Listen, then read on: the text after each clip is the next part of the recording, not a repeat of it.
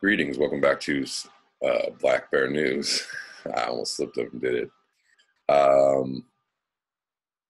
Where we are discussing the most important news story in the history of the human species. That's big. Abrupt climate change, environmental collapse, destruction of our biosphere. That's what's happening. Osama sent me a link to a debate between Dane, Wigington, and Paul Beckwith, which I'm going to link below. I found it interesting, and I have to give kudos to Paul Beckwith for having a debate with Dane. I think it's healthy, and I think that's I think it's a bit elitist to mock the work that Dane is doing. People, I mean, he's a controversial guy, and people don't always agree with him. I don't always agree with him, honestly, but he seems to be at the forefront of trying to at least talk about the issue of geoengineering and the fact that it's already going on, or that it might already be going on. Anyways, the debate is interesting. The talk is interesting. I think that both made good points. There are things I think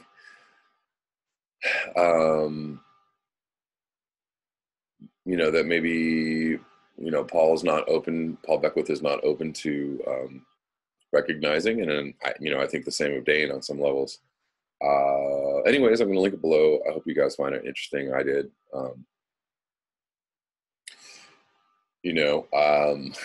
We're fast approaching the time when geoengineering is going to enter mainstream media and mainstream conversations, and people are going to be talking about it much more openly, and because it's going to be debated as something, what are we going to do it, or are we not? Not is it happening or is it not? I personally think that there's ample evidence that the defense industry has been playing with the idea, has been experimenting with the idea. I think there's ample evidence that they're probably utilizing it on some level. This is just my personal opinion, So, it's an interesting topic, I think, to me and to all people who are following climate change. It's in the mix, and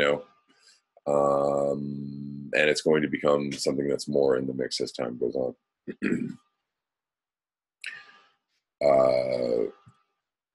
Let me move on to so let's see if this will show up. I ran across this article, and it's super ridiculous. I'm going to link it in the comments, and I'm just going to skim through it. But this article is ridiculous and infuriating, actually, because the title is "The Ice Highway: What It's Like to Drive Across the Top of Alaska," and it's basically an article about how these guys drove a bunch of four-wheelers across the ice in Alaska for shits and giggles, just for fun.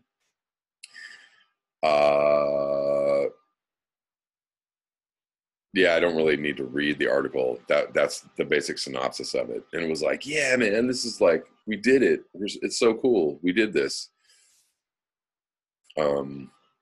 Let me just tell y'all right now, if anybody is doing like extreme sport kind of things, or like, taking their snowmobiles out, or, for a lark, or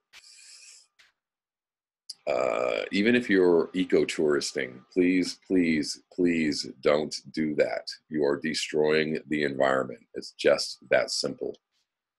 these guys just are just on a wholesale mission to destroy, you know. Oh, and this is actually the most infuriating part. They're talking about they're describing each, you know, our Jeep Wrangler and our F1, you know, F-150, you know, blah blah blah. Total eco-capitalist, adventurous jerks who don't understand that what they're doing is completely destructive. At the very end, let's see. So they keep running into these huge cracks in the ice in this.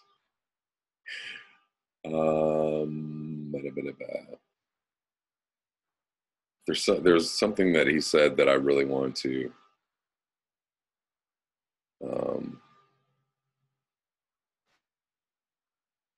There were significant cracks in the ice, so they were worried about crossing these cracks in the ice and being able to make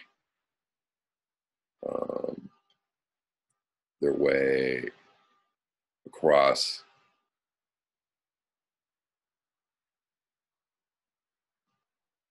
I can't find it, but he said something about the Arctic, you know, the warming of the Arctic increasing and making this trip less likely in the future. So we got to do, you know, we got to do it now because, like, you know, in a couple of years, you're not going to be able to drive your F-150 or your Jeep Wrangler across the ice in the Arctic. Darn. You dorks. And I have to say, I know it's really terrible, but I really wanted these guys to all fall into the ice and have their trip cut short. Like, it didn't happen. And I was bummed. I don't usually like to wish people ill like that, but, you know, these guys are so stupid. I was really hoping that the laws of natural selection would take these guys out. And then, so they drove their cars all the way up there, and then they took a plane back. And he took a picture of the ice in a plane. What a bizarre experience to see the village nestled in white tundra and the sea ice below through the window of a jet. Oh my God. Anyways.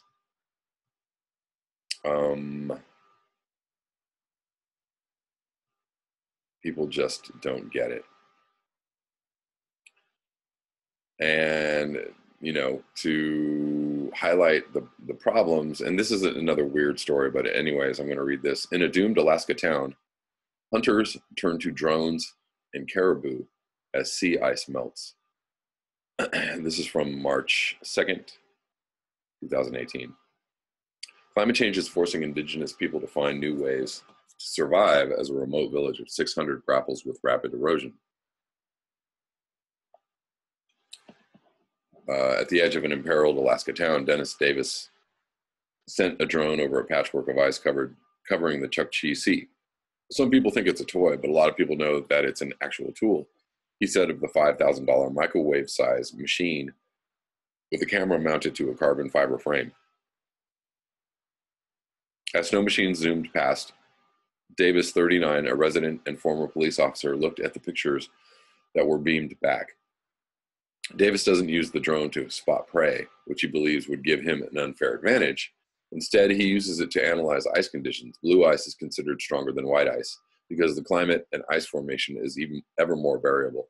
Davis hoped the drone would help set a course for everybody when they went out seal hunting in the springtime. With a population of about 600 on a barrier island at the state's extreme western tip, Shishmaref's days are numbered. I guess that's the name of the town, Shishmaref. Rapid erosion is eating away at its beaches, and for years the community has appealed for federal funds to move to a new location. But in the meantime, residents still need to eat and pay bills, so hunters like Davis contending with unstable environmental conditions are having to find new ways to survive. Climate shifts are ever more apparent to Alaskans who depend on the land and sea for nourishment. From indigenous subsistence hunters to weekend warriors, moose are extending their range. But they also face a looming threat from ticks encroaching on warming northern latitudes. The timing of migrations among everything from bowhead whales to caribou are shifting, becoming less dependable. More ominously, unusual mortality events among birds and marine mammals are becoming more common in the region. Last year, 39 dead walruses washed ashore in the Bering Strait region. 4 tested positive for biotoxins from algae blooms, a new presence in Arctic waters. Such issues come into sharp focus in Shishmaref, which embodies the extreme dichotomies in rural Alaska. It lacks basic infrastructure such as plumbing for sewage and potable water, and is reachable only by small planes flown out of nearby hub communities. But there's also an abundance of natural resources and the traditional knowledge of how to harvest them. Balmier weather has meant ice doesn't get as thick and will disappear much faster in the spring. The conditions create a problem for hunting ice seals, walruses, and bearded seals, which everyone in Shishmaref calls by their Inupiaq name, Inupiaq. I don't know how to pronounce that word. Inupiaq name, Ugruk. Going Ugruk hunting or walrus hunting, you can go like 30, 40, 50 miles without seeing something, Davis said, of the last few years. It isn't that there are fewer animals, but as they follow retreating sea ice, they are distributed further from the town, prompting hunters to travel greater distances searching for them. Last year, Davis went almost all the way to Kotzebue, about 100 miles away, looking for Ugruk. On the way back, the weather took an unexpected turn, nearly costing the hunting party all their equipment when his boat became stuck in the ice and had to be abandoned. The way we hunt Ugruk or seal hasn't changed. The conditions have, said Percy Nyakuk, 65, who runs a store in town and is Davis's father-in-law. The season has seen the latest freeze up of the ocean he can remember. The latest freeze up. Excuse me. Climate change is having other profound impacts.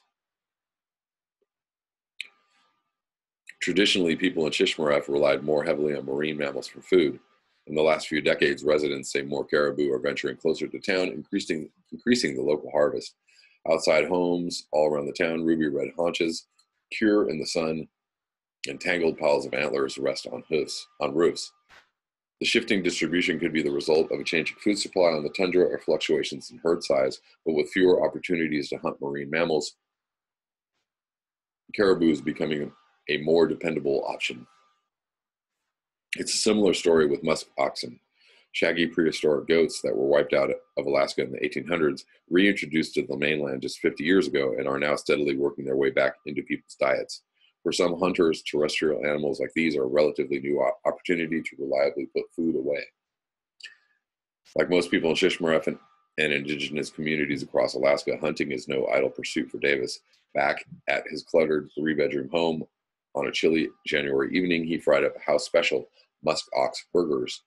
I compare musk ox to Wagyu beef because it's so marbled, Davis said.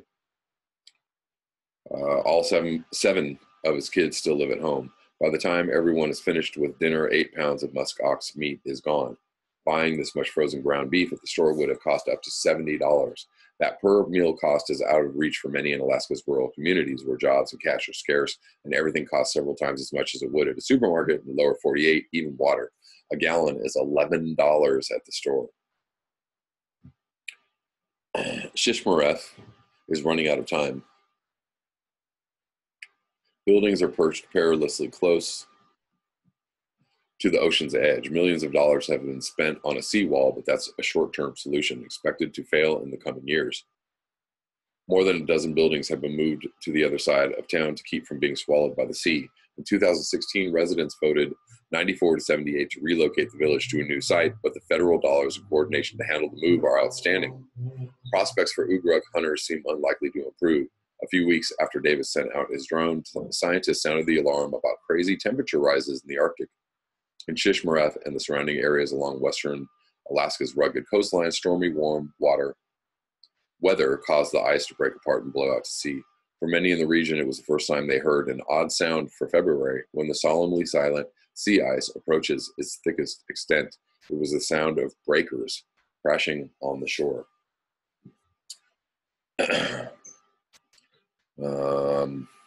It does not look good for the people of Shishmaref. I'm going to read this article from Robert burrows.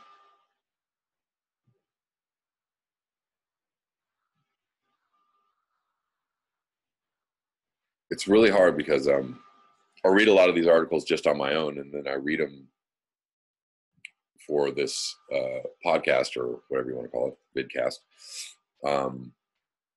And sometimes I can't remember whether I read them before or not. Well, obviously I read them before on my own, but I keep feeling like I've already read them on the YouTube, but I don't think I've read this one. On Track for Extinction, Can Humanity Survive? March 13th, 2018. Anyone reading the scientific literature or the progressive news outlets that truthfully report this literature know that Homo sapiens sapiens is on the fast track to extinction, most likely sometime between 2025 and 2040. Now, there's some realistic timelines. For a taste of the evidence in this regard, focusing on the climate, see Climate Collapse and Near-Term Human Extinction, What They Won't Tell You About Climate Catastrophe, Release of Arctic Methane May Be Apocalyptic, study warns, and 7,000 underground methane gas bubbles poised to explode in the Arctic. Unfortunately, of course, the climate is not the only imminent threat to human survival. With an insane leadership in the White House in the United States, see resisting Donald Trump's violence strategically, we are faced with the prospect of nuclear war. And even if the climate and nuclear threats to our survival are removed, there is still a substantial range of environmental threats, including rainforest destruction, the ongoing dumping of Fukushima radiation into the Pacific Ocean, extensive contamination from military violence that need to be addressed too, given the synergistic impacts of these multiple and interrelated threats. Can these extinction-threatening problems be effectively addressed? Well, the reality is that most, but not all of them, can be tackled effectively if we are courageous enough to make powerful personal and organizational decisions and then implement them. But we are not even close to doing that yet, and time is obviously running out fast. Given the evidence, scientific and otherwise, documenting the cause and nature of many of these problems and what is required to fix them, why aren't these strategies to address the problem implemented? At the political and economic level, it is usually explained structurally, for example, as an outcome of capitalism, patriarchy, and/or the state system, or more simply, as an outcome of the powerful vested interests that control governments and the corporate imperative to make profits, despite exacerbating the current perilous state of the Earth's biosphere and its many exploited populations, human and otherwise, by doing so. But the reality is that these political and economic explanations mask the deeper psychological drivers that generate and maintain these dysfunctional structures and behaviors. Let me explain why and how this happens using the climate catastrophe to illustrate the process. While scientific concern about the increase in carbon dioxide in the Earth's atmosphere had been raised more than a century ago, see the discovery of global warming, it wasn't until the 1980s that this concern started to gain significant traction in public awareness. And despite ongoing agitation by some scientists, as well as climate and environmental groups, corporate-funded climate deniers were able to stall widespread recognition of and the start of serious official action on the climate catastrophe for more than 2 decades. Or from 2 more decades. However, as the truth of the climate catastrophe was finally being accepted by most people, and the climate deniers were finally forced into full-scale retreat on the issue of whether or not the climate catastrophe was in fact so serious that it threatened human extinction, I don't know about if they're in retreat or not, but the climate deniers implemented their backup strategy. They used their corporate media to persuade people that action wasn't necessary until the end of the 21st century. Yeah, it almost feels like a plan, because when everything is 2100, it's a little more than coincidence. And to exaggerate the argument about the acceptable increase above the pre-industrial norm, 2 degrees, 3 degrees, 1.5 degrees, to obscure the truth that 0.5 degrees was in fact the climate science consensus back in 2007. But you might ask, why would anyone prefer to ignore the evidence, given the extinction-threatening nature of this problem? Or to put the question more fully, why would anyone, whether an ordinary worker, academic, lawyer, doctor, business person, corporate executive, government leader, or anyone else, prefer to live in delusion and believe the mainstream narrative about the end of the century, or 1.5 degrees, rather than simply consider the evidence and respond powerfully to it? And what is so unattractive about the truth that so many people run from it rather than embrace it? Obviously, these questions go to the heart of the human psychological condition, so let me explain why most humans now live in a delusional state whether in retaliation to the climate, environmental issues generally, the ongoing wars, and other military violence, the highly exploitative global economy, or anything else. People do not choose to live in delusion, nor do they choose their delusion consciously. A delusion is generated by a person's unconscious mind. That is the part of their own mind of which the individual is normally aware. So why does a person's unconscious mind generate a delusion? What is the purpose of it? Excuse me. A person's unconscious mind generates a delusion when the individual is simply too terrified to contemplate and grapple with reality. Instead, the person unconsciously generates a delusion and then lives in accord with that delusion for the obvious reason that the delusion does not frighten them. This unconscious delusional state is the fundamental outcome of socialization, which I call terrorization, of the typical child during their childhood, endlessly violently coerced by a variety of threatened and actual punishments to obey the will of parents, teachers, and religious figures in denial of their own self-will, while simultaneously denied the opportunity to feel fear, anger, sadness, or other feelings that this violence causes. The child has no choice but to suppress their awareness of how they feel and the reality that caused these feelings. As a result, this leaves virtually all children feeling terrified, full of self-hatred, and powerless. For brief explanations of how this happens, see Understanding Self-Hatred in World Affairs and Why Are Most Human Beings So Powerless? However, and this point is important, each of these feelings is extraordinarily unpleasant to feel consciously, and the child never gets the listening they need to focus on feeling them. See Nisseling, or the art of deep listening. As a result, these feelings are suppressed below conscious awareness, and this fear, self-hatred, and powerlessness becomes the primary but unconscious psychological drivers of their behavior, and significantly results in them participating mindlessly in widespread socially acceptable delusions generated by elites and endlessly promulgated through elite channels such as education systems, corporate media, and entertainment industries. Hence, as a result of being terrorized during childhood, delusion is the most common state of human individuals, irrespective of their role in society. For a full explanation of why this happens, see Why Violence and Fearless Psychology and Fearful Psychology, Principles and Practice. And as one part of their delusional state, most people engage in the denial of reality whenever reality unconsciously frightens them or threatens to bring their unconscious self-hatred or powerlessness into their awareness. See the psychology of denial. This, of course, means that they are frightened to take action in response to reality, but also deny it is even necessary. So what can we do about all this? Well, as always, I would tackle the problem at various levels. If you are one of those rare people who prefer to research the evidence, to act intelligently and powerfully in response to the truth that emerges from this evidence, I encourage you to do so. One option you have, if you find the evidence of near-term human extinction compelling in light of the lackluster official responses so far, is to join those participating in the Flame Tree Project to save life on Earth. Obviously, tokenism on your part, such as rejecting plastic bags or collecting rubbish from public places, is not enough in the face of the profound changes needed. Of course, if you are self-aware enough to know that you are inclined to avoid unpleasant realities and to take action that this requires, then perhaps you could tackle this problem at its source by putting feelings first. If you want intelligent, compassionate, and powerful children who do not grow up living in delusion and denial, consider making My Promise to Children. If you want to campaign on the climate, war, rainforest destruction, or any other issue that brings us closer to extinction, consider developing a comprehensive nonviolent strategy to do so. See Nonviolent Campaign Strategy. And if you want to participate in the worldwide effort to end violence in all of its manifestations, Dane, you are welcome to consider signing the online pledge of the People's Charter to create a nonviolent world. In summary, the primary threat faced by humanity is not the synergistic multitude of complex social, political, economic, and technological forces that are precipitating our rush to extinction. The fundamental threat to our survival is our psychological incapacity, particularly because of our fear, self-hatred, and powerlessness, to perceive reality and respond powerfully to it by formulating and implementing appropriate social, political, economic, and technological measures that address our multifaceted crisis systematically. Unless we include addressing this dysfunctional individual and collective psychological state in our strategy to avert human extinction, we will ultimately fail, and extinction will indeed be our fate.